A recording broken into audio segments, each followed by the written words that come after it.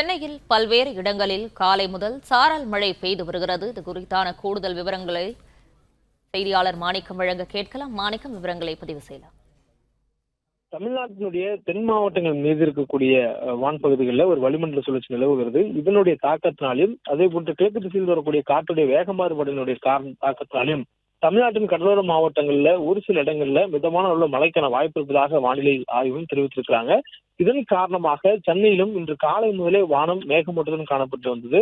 குறிப்பாக காலையில் சாரல் மழையாக ஆங்காங்கே ஒரு சில இடங்களில் மழை பெய்ய தொடங்கிய நிலையில தற்பொழுது முற்பகல் நேரத்துல பல்வேறு இடங்கள்ல மழை பெய்யக்கூடியதை பார்க்க முடிகிறது.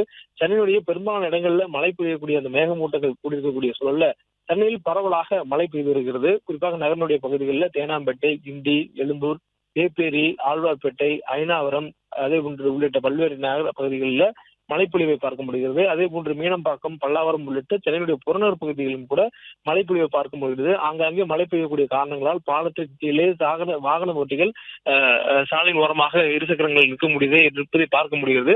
அதுவும் குறிப்பாக இந்த மழையை சென்னைவாசிகள் எதிர்பார்க்காத ஒரு சூழலில் திடீரென்று இன்று கால நேரத்திலிருந்து பெய்வதனால் பணிக்கு செல்லக்கூடியவர்கள் கொடையோ அல்லது ரெயின்கோட் உள்ளிட்டவர்களோ எடுத்து செல்லாதனால் இந்த மழையினுடைய தாக்கத்தினால் ஆங்காங்கே சாலை ஓரமாக இருசக்கர வாகனத்தில் செல்லக்கூடியவர்கள் மழைக்கு ஓரமாக நிற்கக்கூடியதை பார்க்க முடிகிறது.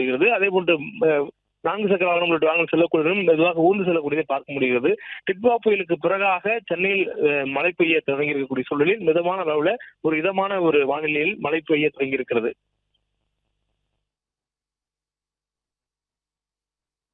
விவரங்களுக்கு நன்றி மாணிக்கம். பிளே ஸ்டோர் மற்றும் ஆப் ஸ்டோரில் இருந்து பாலிமர் செயலியை QR கோடு மூலம் பதிவிறக்கம் செய்யுங்கள். செய்திகளை உடனுக்குடன் பெறுங்கள்.